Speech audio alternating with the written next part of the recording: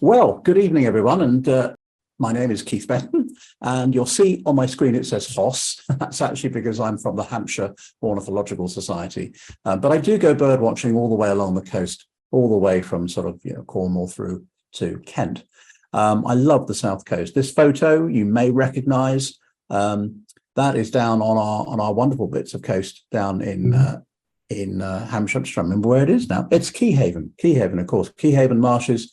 With the marina there at Keyhaven as well, not far from Lymington. Right, so let's talk about the birds we have, and I will take you through them. Now, of course, my main area is here. You obviously come from further afield than that, but if you do know this area, then the Solent is particularly good, and the area is just east and west of it. It's a really fabulous area. We're so lucky to have such good coastal birds. I'm going to be talking about all these groups of birds on the screen, taking them group by group, finishing with birds of prey at the end, because although they're not really water birds, they are actually alongside the water birds. So yeah, they are very, very important areas for our birds, particularly in winter, but also at times of migration. I always think that, the coast actually for us is a bit like a Heathrow terminal at a very, very busy time, with people coming through, arriving, departing, some people who are there the whole time. You can see here a load of oystercatchers on the ground and other waders, I think they are, flying around above. So I'm going to go through the waders one by one, just the main ones, not every single type, but oystercatcher, I'm sure many of you will have seen, with its black and white plumage and that very, very obvious red beak and the red legs. They do feed on mussels mainly and other crustaceans. And bizarrely, although they do nest on the coast, mainly on shingle and things like that, on some places where the coast is very busy indeed, they'll go inland and nest on tall buildings. There's actually Fareham Civic Centre. It's got a pair of oystercatchers nesting on the very top roof. I'm not quite sure how their chicks get down. I think they just have to make a jump for it on one day and hope they can fly. But that's a lovely bird, the oystercatcher. Somebody, a young person, once said to me, that looks to me like a puffin with a carrot in its beak. And I think they're right, actually, if you think about a puffin. Lapwings are also very widespread across our coasts. It's a bird that breeds actually on farmland as well as on the coast, but they gather on the coast in good numbers. And a lot of the ones that we're going to see in the winter are actually not birds from Britain. They'll be birds from continental Europe, trying to get away from the really cold weather there that occurs. It's much milder on our coast than it is, for example, in Denmark and Germany and places like that. Lapwings suffer, I'm afraid, from lots of predation these days. They don't do too well when they're breeding. It's a real shame, and their numbers are declining at the moment.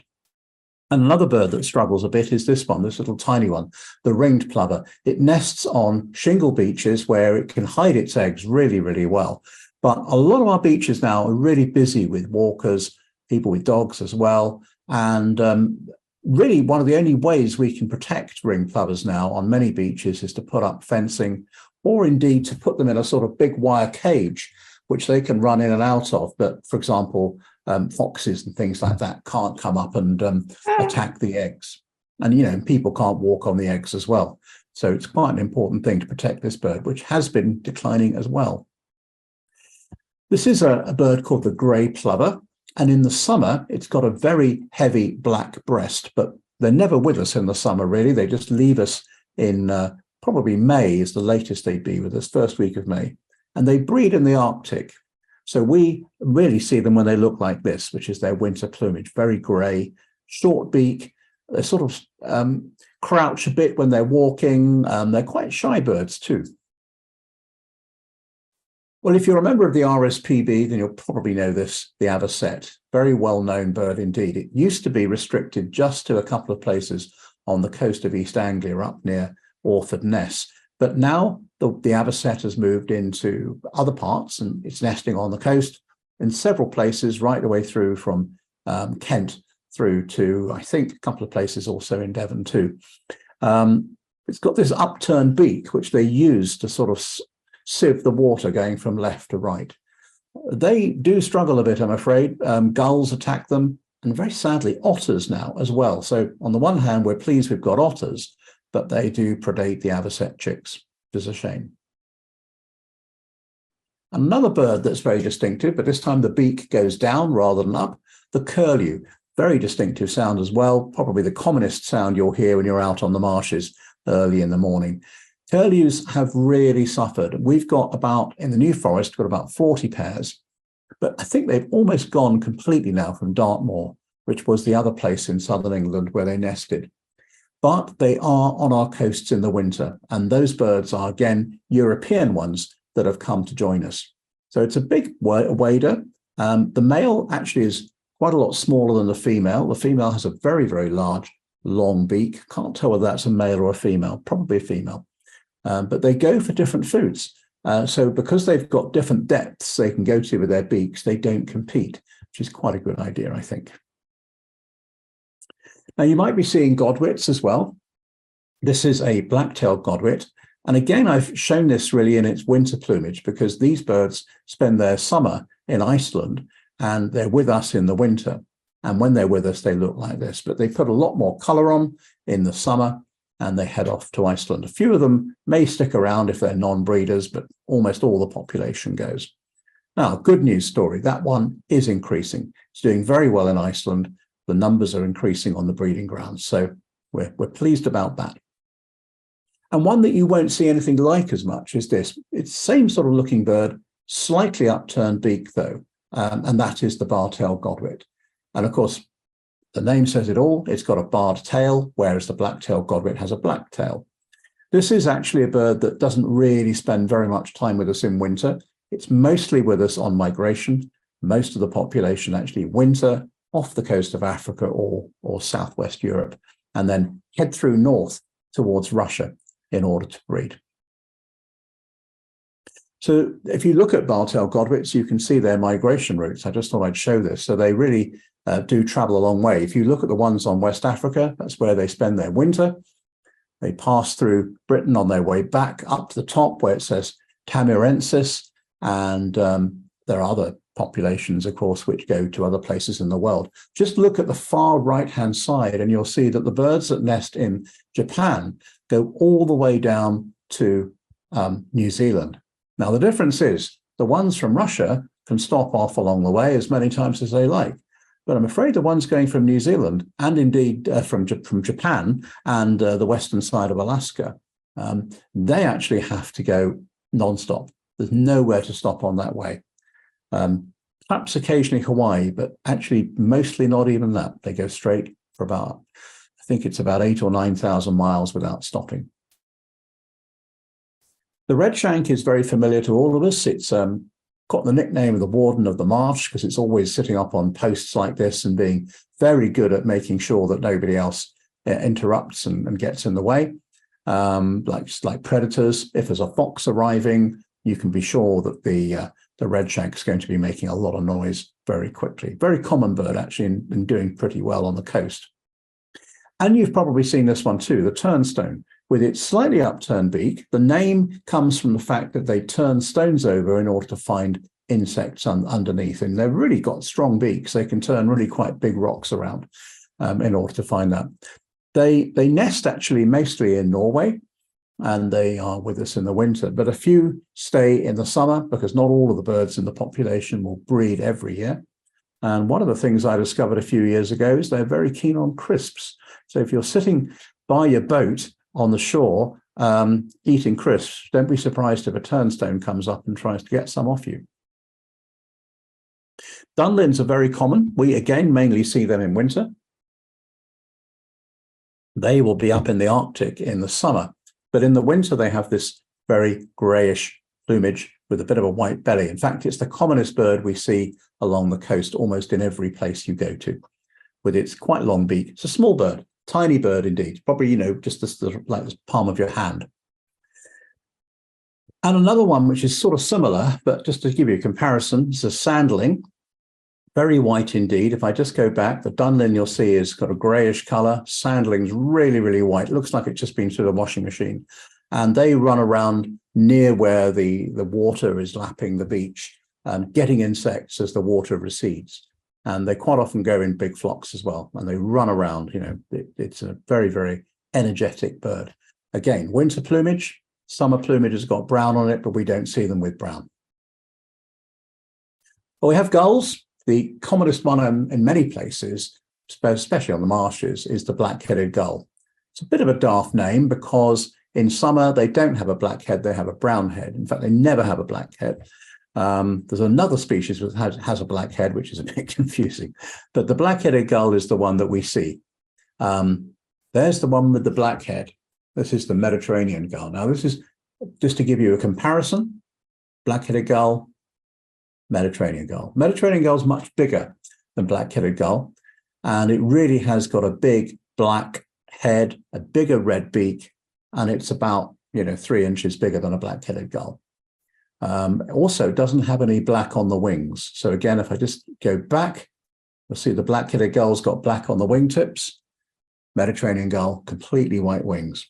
This bird only arrived in Britain in the mid-1960s, started nesting here, and now we have quite a few thousand on the south coast. So it's probably an indication of climate change, really, that they're coming to us now. Herring gull is the classic sort of fish and chips stealer on the beachfront. It has mostly sort of fleshy coloured legs, although it varies a bit. But this is the sort of lightish grey coloured back that you'll see on a herring gull. So that's what we all called seagulls when we were kids. There is also a bird called the common gull. Now you notice this one's got a completely yellow beak, where if I go back to the herring gull, you see the herring gull's got a red spot.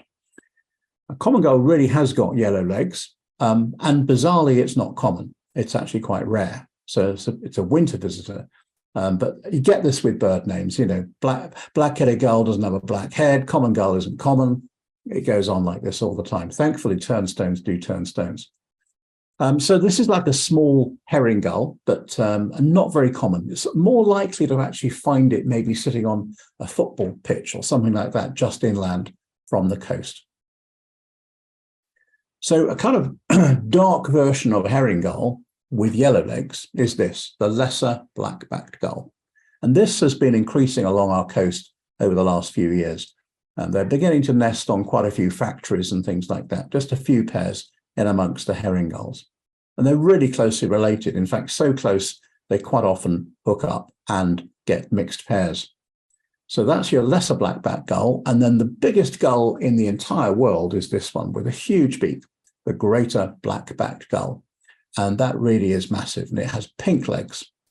So we've gone through those rather quickly, but it's to do with the shades of dark on the back. So just to give you the greater black-back there, here's the lesser. You can see the lesser black-back's sort of colour of a kind of coat you probably had as a kid at school, and whereas this one's much darker, sort of colour of a bowler hat. And we have terns as well. So terns are summer visitors. They spend their winter in Africa, and they come back to us about now. First ones are just arriving. So there are really 3 options with terns on the south coast. There's this one with a red beak, which is the common tern, and has red legs too. There's this one with a black beak, which is called the sandwich tern, and that's about 10-20% bigger than a common tern. And then a little tiny one, which is this one with a yellow beak, little tern with yellow legs. So just to go through them again, red beak, red legs, common tern, black beak, black legs, sandwich tern, yellow beak, yellow legs, little tern. So they're all nesting along our coast. The little terns are the rarest of those. They nest on quite often on sandy beaches, but they're really struggling, again, for the reason I mentioned with ring plover. Just too many people on our coast sometimes wandering around and a little bit out of control. And we have geese. So I'm afraid we have Canada geese. Canada geese, of course, you'd think they were named after the place, Canada, but they're actually named after a man called John Canada. But they arrived in Britain, brought from America. They're a North American species, and now they're, really, really common, to the point of becoming a pest. They're actually a bird you can get a license to shoot if you wish to do so. And they're not particularly helpful to other birds. They take over their nests. They quite often crush the eggs of other birds without really meaning to. Just a bit of a pain, really. And if you've got a golf course, then the last thing you want is Canada geese, because they eat a lot and they poop a lot. But a much nicer goose is this one, and you'll have seen this more out on the estuaries. This is the Brent Goose, a bird that's only with us in the winter. And it arrives from Russia, and it's got a very dark neck and a white splash on the neck as well. So just to compare that with the Canada goose, there's the Canada goose. Looks like it's got a bandage around its neck, whereas the Brent goose, just a little marking here, and very much darker. So Brent geese are really important. We have internationally important numbers, and lots of areas are now being protected for them, particularly with seawater rise, because some of the areas they'd want to be at high tide are now in future not going to exist anymore. So we do need areas of fields for them to go in at high tide.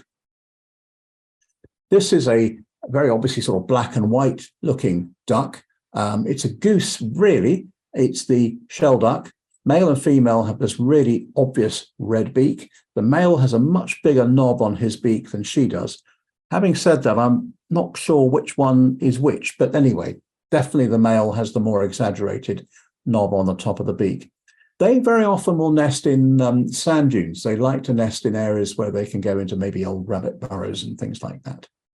Very widespread. And of course, the commonest duck in Britain, the mallard duck, our typical duck we see on ponds, but there are plenty of them along the coast.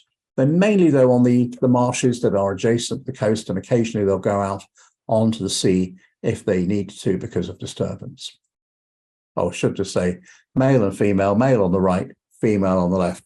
And I know quite often I'm having people having a go at me saying, well, it's not very fair, is it? The male's always bright and gaudy, female's always brown. Well, the female is the one that does all the nest rearing. And if she was bright and gaudy, there'll be very few nests that would succeed. She needs to be able to hide away in the undergrowth and not be spotted. So it's for a good reason. This is the Wigeon, a winter visitor coming to us from Europe.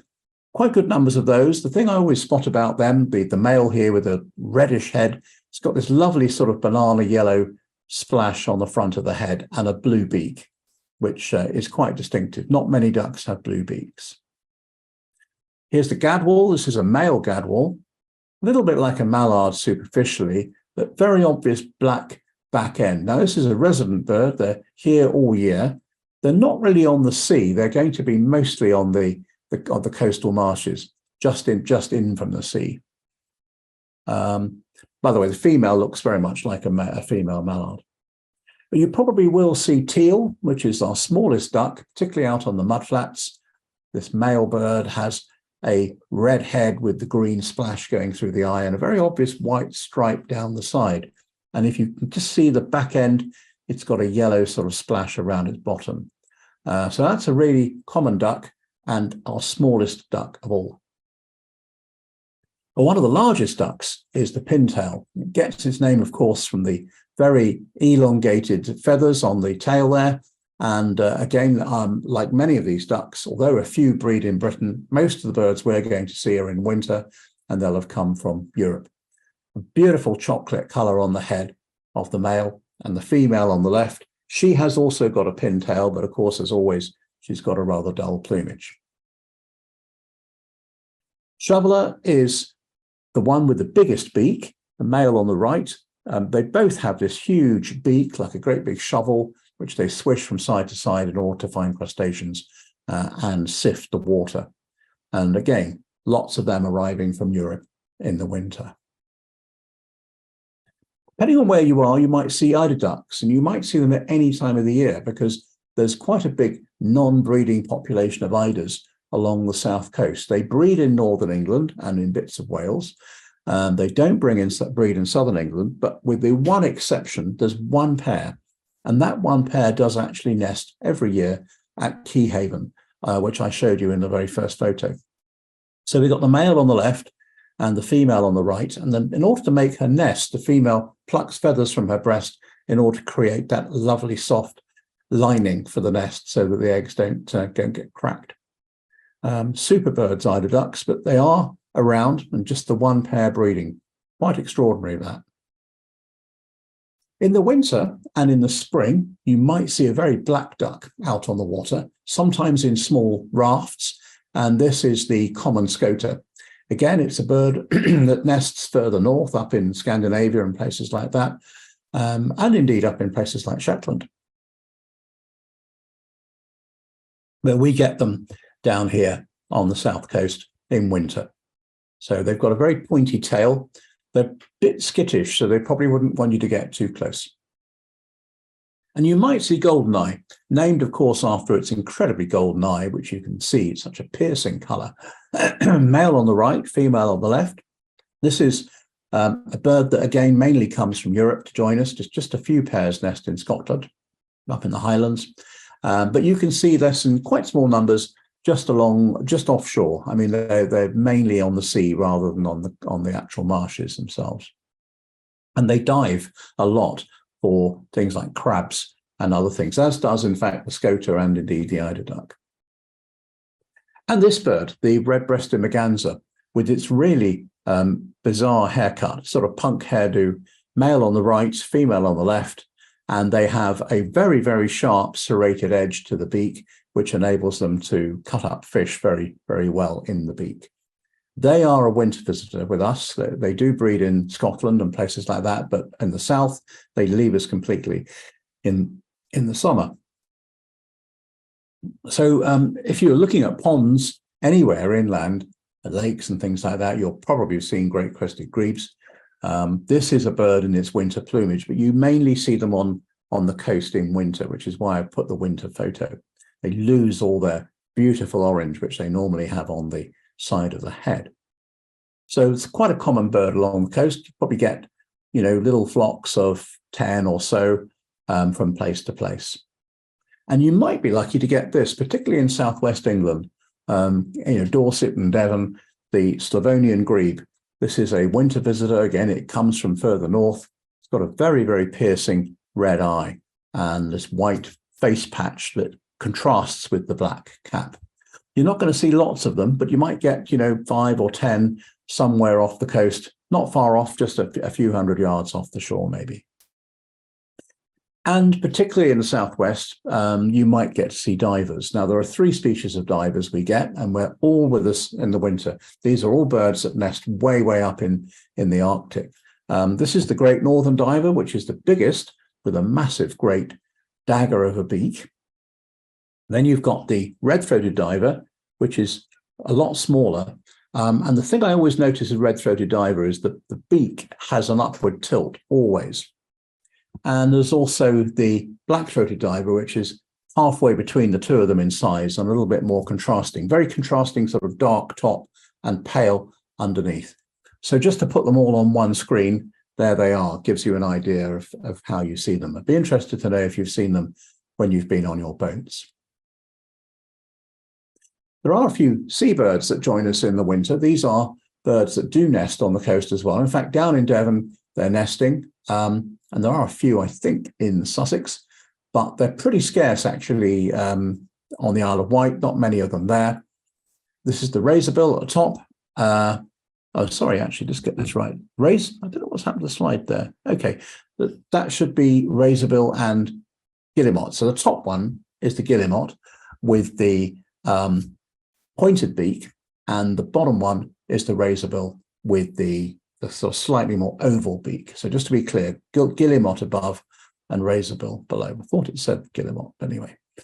So they are birds that nest on the cliffs in some places, but they're mainly found on our coast, where we're talking about in winter, where they are going to be fishing.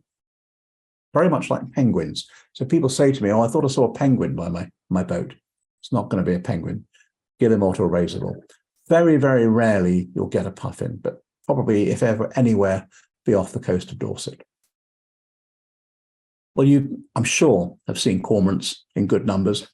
Cormorants are quite common, nesting on cliffs, certainly in the southwest, although most of the birds that we get where I am actually originate from Wales, and they come to us in the winter. So they have to hold their wings out to dry them because they get very, very wet indeed, and they do eat a lot of fish. And this is the other bird you might see. So just to compare them, the shag Just go back to the cormorant. Shag has a little tuft on top of the head, like that, and is a much smaller bird than the cormorant. This is one that does nest in quite large numbers on the cliffs. So if you're seeing cliffs with ledges, you're quite likely going to see shags. Places like, for example, off Portland Bill, the cliffs on the side of that, or Berry Head down in Devon. Where else? Just thinking, Dancing Ledge, places like that off the coast of Purbeck. So they're all divers, they all dive for fish. The difference between a cormorant and a shag with diving is when the cormorant dives, it just sort of leans forward and dives, but a shag actually physically jumps out of the water and comes back down vertically. And we have gannets too. Gannets come all the way from Alderney in the Channel Islands where they breed, and they come up and feed off our coast. So almost all the gannets we see along the south coast have originated from Alderney. There are other places where they nest, but nowhere on our south coast.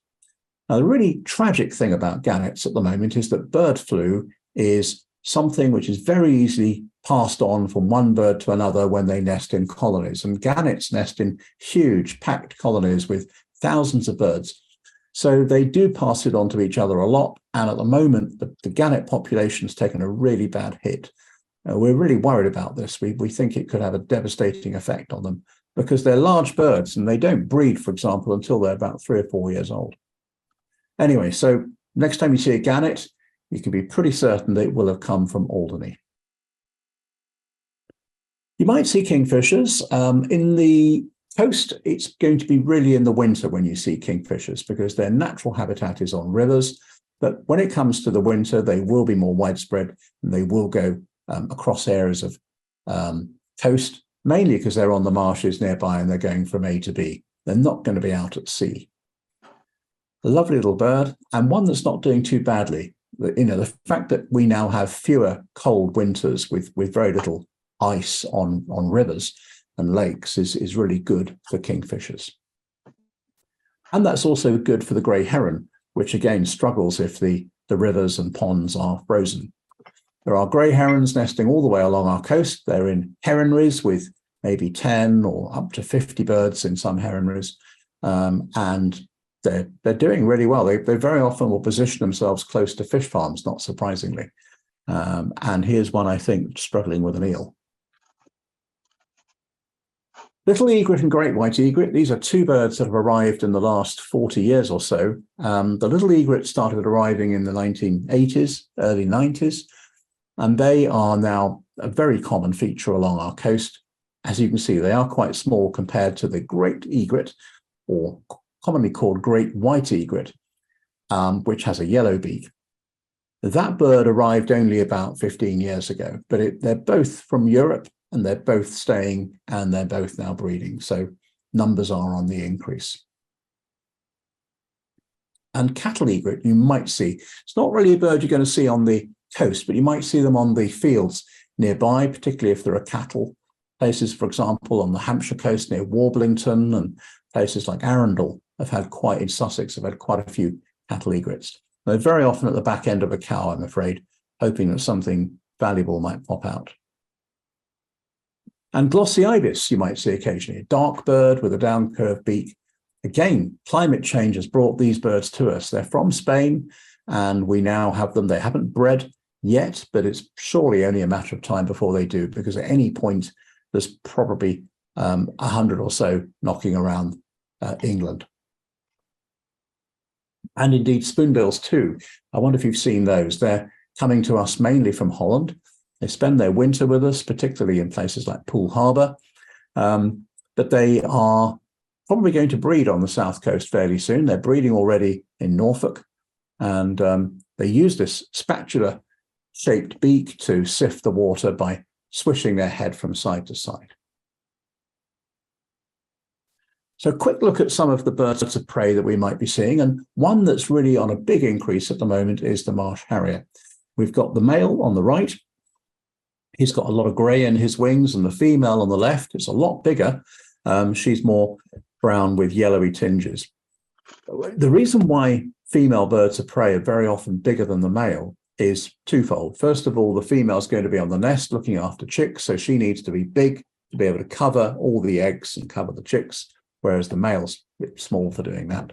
The male also is the one that's going to be finding food when she's looking after the chicks. So he brings in small food and she'll go out and get much bigger food when the chicks have grown. And the other thing is that female birds are incredibly, especially birds of prey, really aggressive. So if she saw him as a threat, she might kill him, which wouldn't be very good for the population. So that's the Marsh Harrier. Here's the short-eared owl. This is really a winter visitor, but you might see it along the coast anywhere, really, particularly good numbers in Kent and Sussex, and I think a little bit around sort of Portland Harbour and Dorset. And the peregrine, one of my favourite birds, a bird that's really come back from the brink. They almost disappeared. We had about 300 pairs left in the 1960s, and now we've got about 2,000 pairs. They're actually nesting on quite a number of our buildings now. In places like Devon and Dorset and Sussex, they nest on cliffs. But in Hampshire, oh, and by the way, also on the Isle of Wight, and on Hampshire, they just go on buildings in places like Southampton. But they hunt along the coast, and it's a real success story. And a sort of miniature peregrine, which we get in the winter, is the merlin, little tiny bird, half the size of a peregrine, that rushes around a bit like a kestrel, catching small birds. Very, very agile, but really small indeed. So tiny bird. Now, a real development on the south coast has been the arrival of white-tailed eagles. It's not been done naturally. These are birds that have been taken from nests as chicks in Scotland and brought down to the Isle of Wight, where they are being released gradually in order to build up the population once again. White-tailed eagles bred on the Isle of Wight, on Culver Cliff and other places up until about 1750.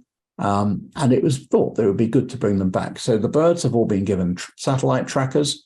So we know each individual bird, we know where it's gone. They're mainly eating fish like grey mullet, but they also will go on farmland and pick up dead pheasants and dead rabbits and things like that. We've got very little evidence of them actually killing much on land. Might kill a rabbit though. But they are a bird that's good to have, I think.